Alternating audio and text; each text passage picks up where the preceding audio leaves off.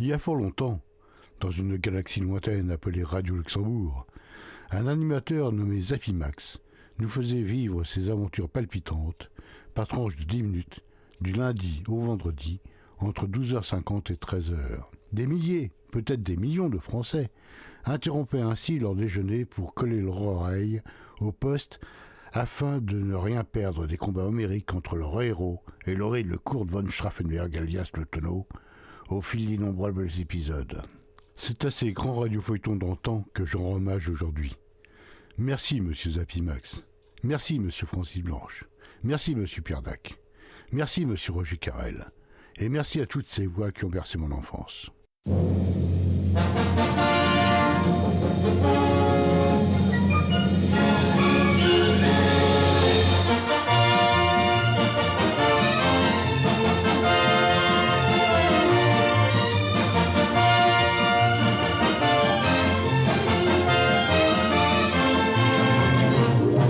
Bonjour, c'est Papy Max au micro de Radio Éclat pour notre rendez-vous « À force de bouillir, ça va rétrécir » avec Mimi Bleu qui ajoute l'éclat à la blancheur. Nous sommes ensemble pour 1 heure où je donnerai des nouvelles de nos vedettes de la chanson.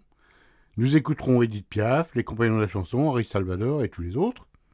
Et je vous ferai découvrir un petit nouveau, promis un brillant avenir, j'en suis sûr, Charles Aznavour et sa voix de velours. Mais commençons tout de suite avec André Claveau, qui nous emporte dans son petit train.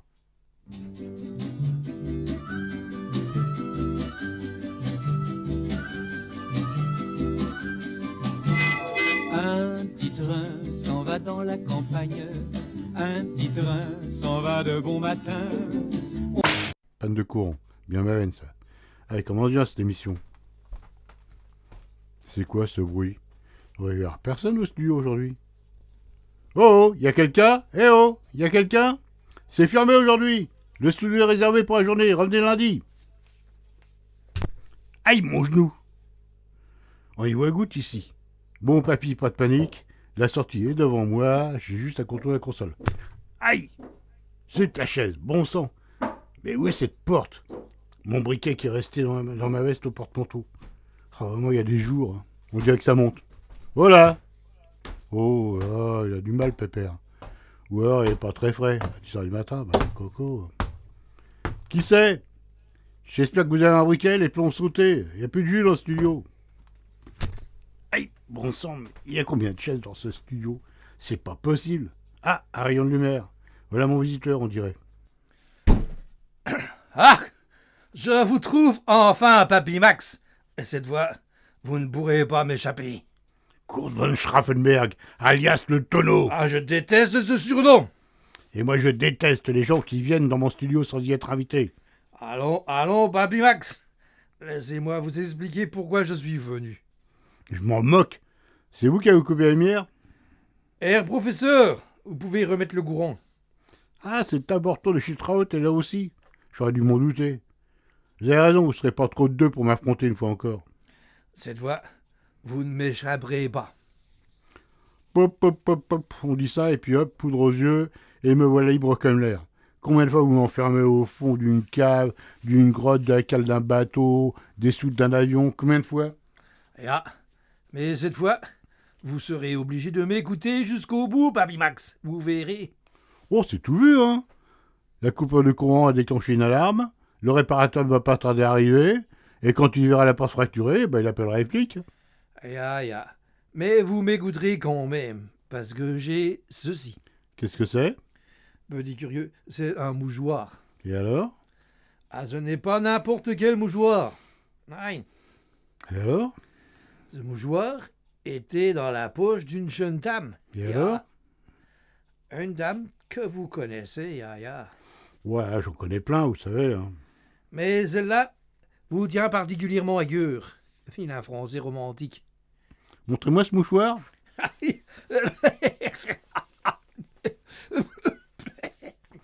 Blancheur, éclat, ils sont le frais. Il a été avec Mimi Bleu, c'est sûr. Il n'y a que Mimi Bleu qui ajoute l'éclat à la blancheur. Ah, ça, je vois que vous comprenez. Et ce monogramme, bon sang, Mais c'est le mouchoir d'Edith. Ja, mademoiselle Edith, votre fiancée. J'ai à ma possession, et le professeur a déjà une idée.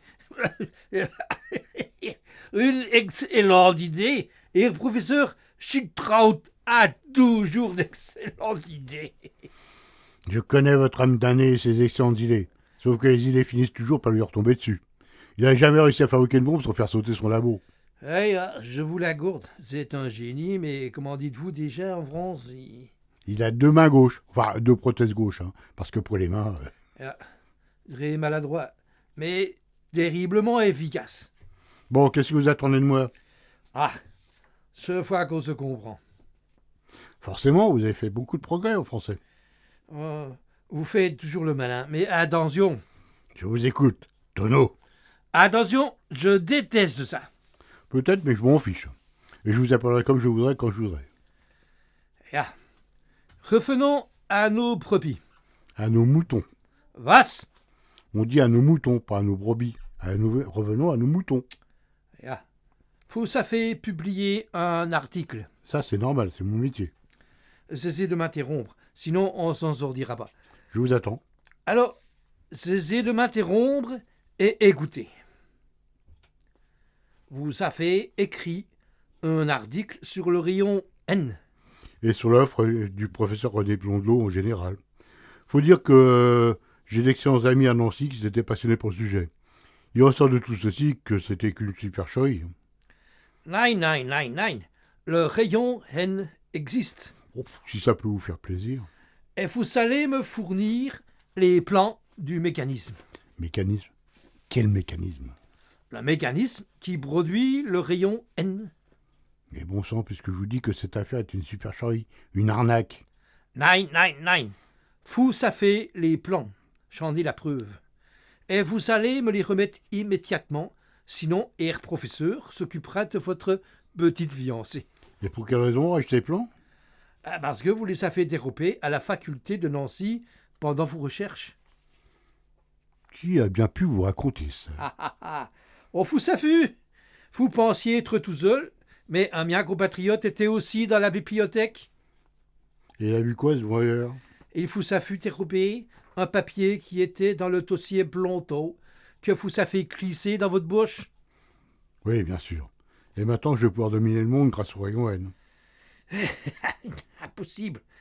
Vous n'avez qu'une partie du mécanisme, et le professeur Schildkraut a découvert l'autre partie.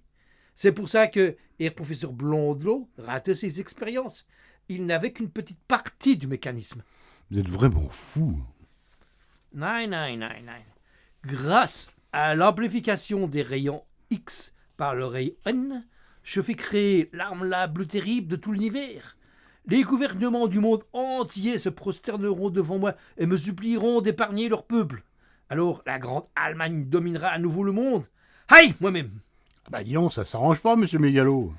Tout est source de rayons N, les pecs de gaz, les lampes de mineurs, les pièces métalliques chauffées, le soleil, les cailloux chauffés au soleil, les gaz liquéfiés, les vibrations sonores, les tissus végétaux, les substances odorantes. Ouais.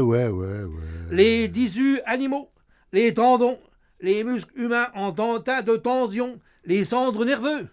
Ça a l'air très intéressant, mais c'est quand même ballot qui manque la moitié du dispositif. Justement, vous allez me donner cette moitié manquante. Il paraît que la musique adoucit les mœurs. Si vous mettez une petite chanson histoire de détendre l'atmosphère. Vous aimez Borisio? Was? Et la Java? Was? Et les bombes atomiques? Je suis sûr que vous aimez les bombes atomiques. Mon oncle, infâme bricoleur, faisait en amateur des bombes atomiques. Sans avoir jamais rien appris, c'était un vrai génie, question travaux pratiques. Il s'enfermait toute la journée au fond de son atelier pour faire ses expériences. Et le soir, il rentrait chez nous et nous mettait en transe en nous racontant tout. Pour fabriquer une bombe, mes enfants, croyez-moi, c'est vraiment de la tarte. La question du détonateur se résout en un quart d'heure, c'est de celle qu'on écarte. En ce qui concerne la bombage, c'est pas beaucoup plus vache, mais une chose me tourmente, c'est que celle de ma fabrication n'ont qu'un rayon d'action de 3,50 mètres. Il y a quelque chose qui cloche là-dedans, j'y retourne immédiatement.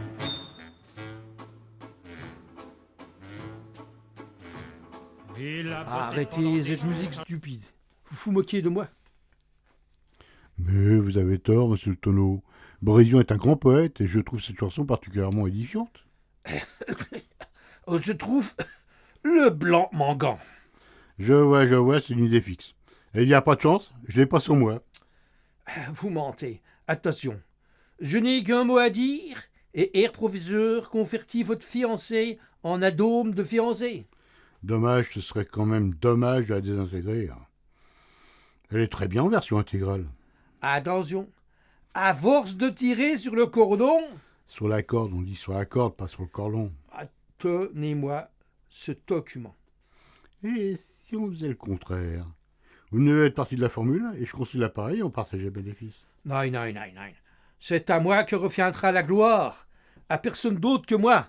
Égoïste. La formule est tout de suite. Ah, désolé, je l'ai pas sur moi, je l'ai laissé à la maison. Impossible. Nous avons fouillé partout. Faut pas vous gêner en plus. Aïe. Et la seule chose que nous avons trouvée, c'est votre fiancée en petite tenue dans le cabinet de toilette. Ça, vous me le paierez. Mais rassurez-vous, nous lui avons permis de s'habiller avant de partir. Et vous êtes bien rincé l'œil avant, je suppose, espèce de cochon puant. Non, j'ai rien rincé du tout. Ah, ça, j'en doute. Ah, où est le document? J'ai rangé dans un endroit secret où vous ne le trouverez jamais. Nein. Ce document est trop précieux et vous ne vous en séparez jamais. Vous l'avez sur vous. On va arrêter le délire. Vous m'agacez à la fin. Il n'y a jamais eu de formule, pas de rayon secret, pas de document secret. Et votre rayon N, c'est du pipi de chat. Il n'y a pas de rayon N. Vous mordez ma fiancée, vous reprenez votre chien de garde et on se quitte bons amis. Arc, je vois clair en vous. Vous voulez garder la découverte pour votre pays. Vous voulez la Légion d'honneur, la médaille militaire et un bureau de tabac, c'est ça?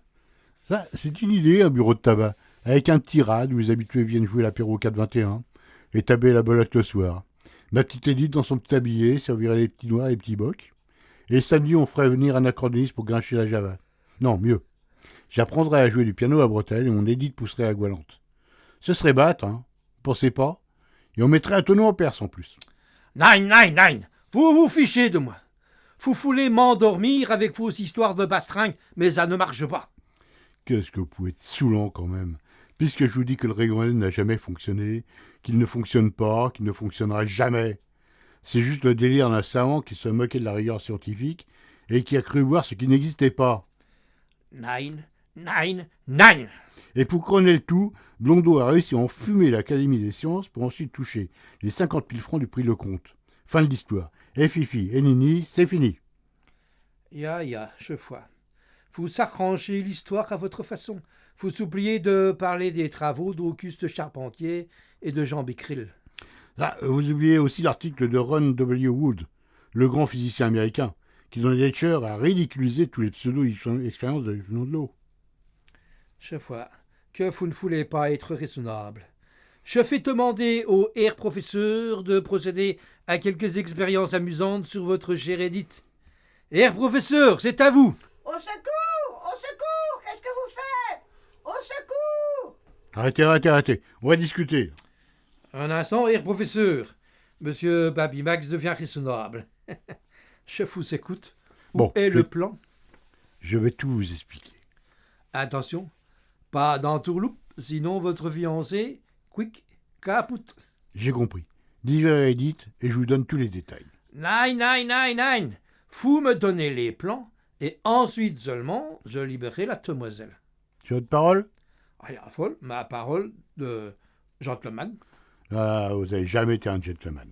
Voleur, escroc, espion, assassin, tortionnaire, mais sûrement pas gentleman. Ah, vous me flattez. Jurez sur la tête de Chiltrout, tiens, ça nous fera un tordu de moins.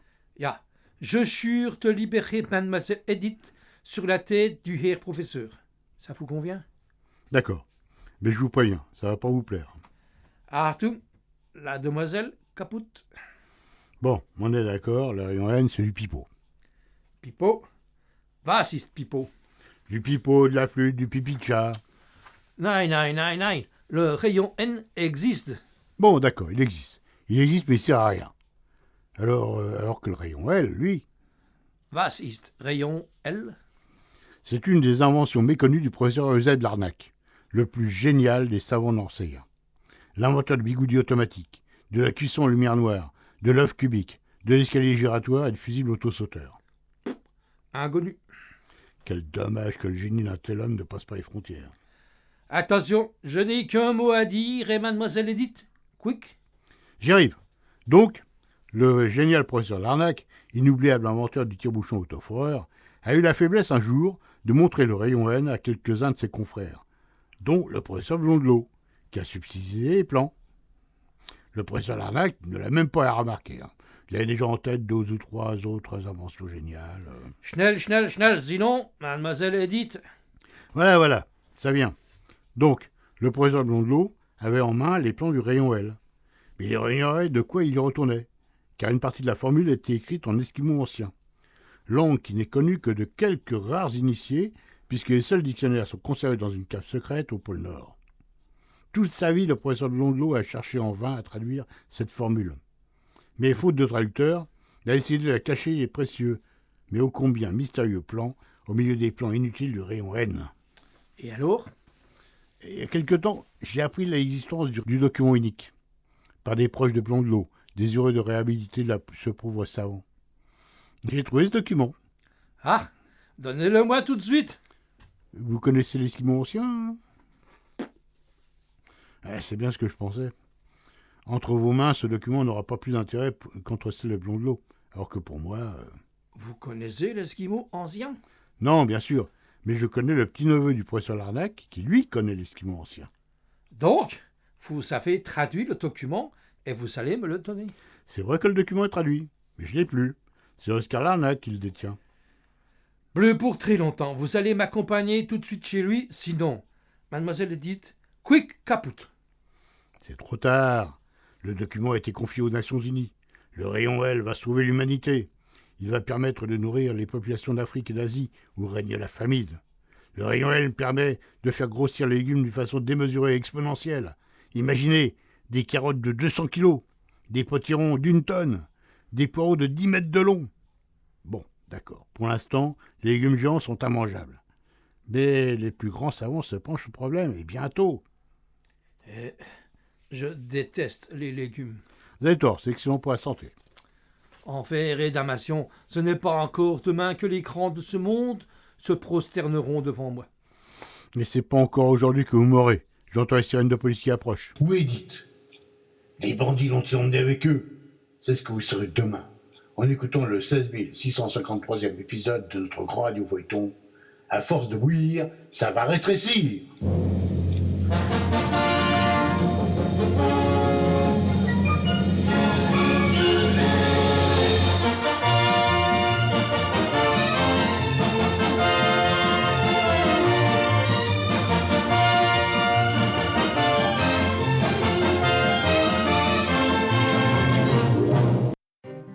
C'était le 16652e épisode de notre grand radio feuilleton. Une pièce radiophonique de Rémi Dabord, avec port d'entrée en ondes, Papy Max, Rémi Dabord, Kurt von Schraffenberg, Karl Hanse, avec la participation de Cécile Leblanc dans le rôle d'Edith. Le scénario, les dialogues et musique additionnelle étaient de votre serviteur, bruitage, mixage et mise en boîte rdb-com. C'est une coproduction RCN et Neria Édition. Et voilà, c'est fini pour aujourd'hui. Vous pouvez retourner au boulot, ou rallumer la télé, ou continuer à écouter Radio Caraïbe, le son de la différence. D'ici quelques jours, vous pouvez retrouver cette émission en podcast sur notre site www.rcn-radio.org ou sur Neria, www.neria.com. Je vous souhaite une bonne fin d'après-midi et je vous donne rendez-vous en septembre peut-être pour une nouvelle édition des 3 coups. Bonnes vacances à tous et au revoir.